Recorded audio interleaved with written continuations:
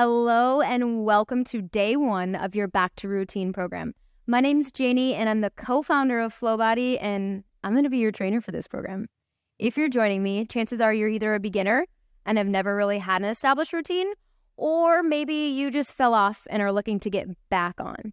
This program is not designed like other programs where we're going to work super hard to see quick results and then fall off again.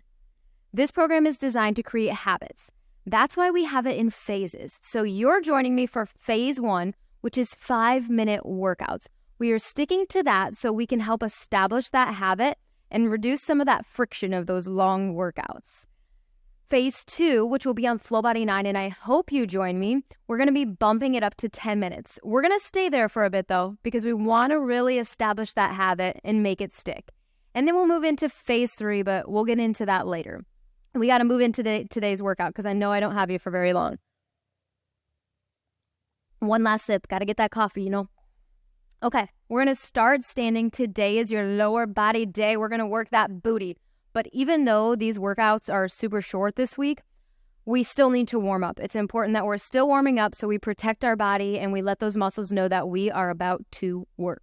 Okay, let's get started with some circles. So if you need a wall, if you feel like you're losing your balance, go ahead, grab a wall, okay? No shame in that game. We're going to bring that right leg out, and we're just going to put your toes onto the floor, and we're just going to circle out through the hip. We're leading through that hip here. Kind of like you're doing the stanky leg. Do the stanky leg, do the stanky leg. Okay, so funny story about that. Rotate the other way while I'm telling this story. We were at my son's school event the other day, and they were playing the stanky leg. And everybody in like their 30s, 40s-ish, that area, like you could see everybody wanting to do the stanky leg. It was so funny. I love being in the era where people like want to make us happy. Feels good to be in the 30s. Rotate stop. We'll go to the other side. And plop that foot down and we rotate out. Good. Again, lead through that hip, okay? In 3, we're going to rotate the opposite way. And rotate. We really want to warm up. This type of warm out helps the knees. So if you have cranky knees, it's important that we're warming up the hip, the ankle, the calves, the tib, everything. All right, 2 and 1. Bring those feet so they're hip distance apart, okay? Slight bend in those knees. All we're going to do is go into some calf raises here. So we're just going to lift those heels up off the ground and lower them back down. Important thing here, make sure you're not going too high. Your ankles are rolling out.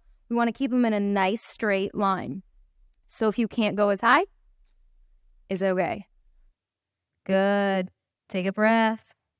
Practice that breathing. So we're exhaling as we go up. Inhaling, controlling it back down. For 2. And 1. Now we're going to do the opposite. You may have never done this before, but it's super good. If you're a runner, you need to be doing this. All we're going to do is we're going to lift those toes and the ball of the feet off the mat and lower them. Try to lower them kind of slow. It's hard to do, though, because you feel like you're going to lose your balance. So if you have shin splints or you've experienced shin splints before, make sure you're doing these before your runs. These can really help. Or if you're going to go on a long walk, you're going to be going to the farmer's market or something, make sure you're doing these warm-ups to kind of help prepare your body. Okay, 3, 2, and 1. The rest of our workout is on the mat. We're going to work that booty. Let's come on down. Now, if you need an extra towel or anything below those knees, or you want to roll up your mat a little bit to give your knees a little bit more support, same thing with your wrists. If you want to put a towel underneath your wrists, you can do that too. We're going to come into a tabletop position here. So we're on all fours. Wrists are going to be underneath those shoulders, okay? So line those up.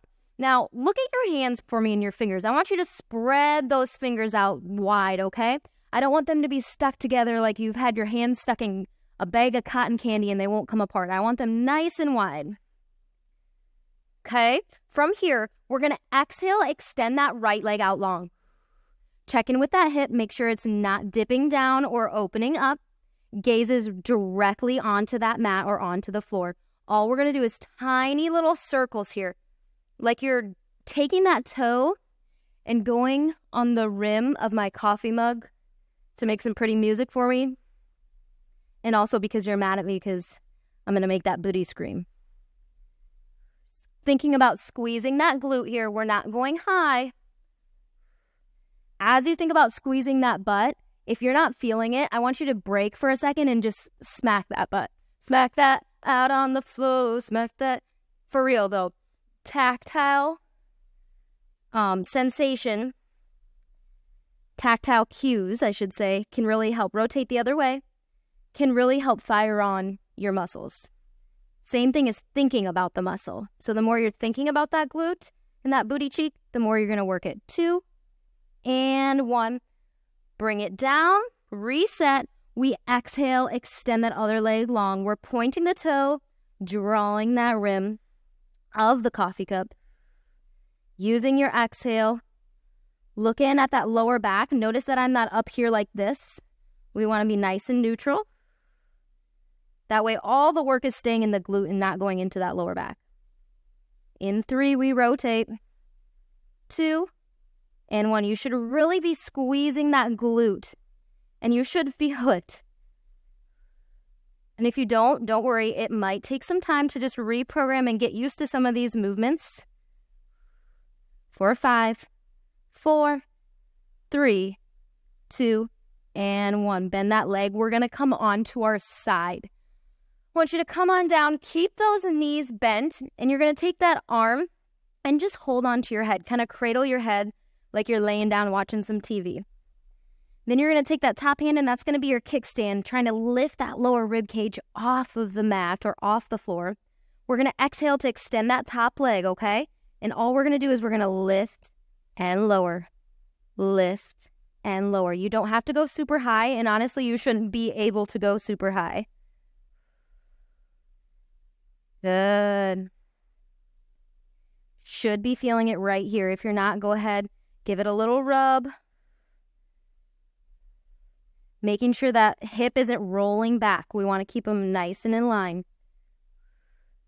For 5, 4, 3, 2.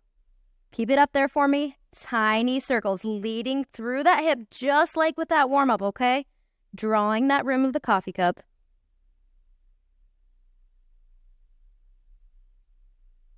If me talking about all this coffee doesn't make you want to have coffee, oh my gosh. And rotate the other way. For 4, 3, feel the burn, 2, and 1. Good. Pop on up. We just rotate to the other side, okay? Last 2 moves, same setup. Bend those legs, cradle that arm, lift the lower rib cage, kickstand, we extend, lift and lower. Think about squeezing that booty cheek. Good. Now again, if you're feeling this in your hip at all, you can always prop a little towel or something underneath that hip to protect you a little bit more. We've got 5, 4, think about that glute. And last one, hold it, point that toe, and we circle. Tiny little circles leading through that hip. Big exhales. In 5, we rotate back. Last move. You've got this. Focus on that glute. Think about that glute. Think about that outside booty cheek. And rotate back. Woo-hoo-hoo. Feel that burn. 4, 5. You've got this. 4. Don't let that hip rotate back. 3, 2, and 1. Relax. If you have time, go ahead and just lay on your mat and relax. If not, I will meet you on the mat for day 2 tomorrow for your 5-minute workout. See you then.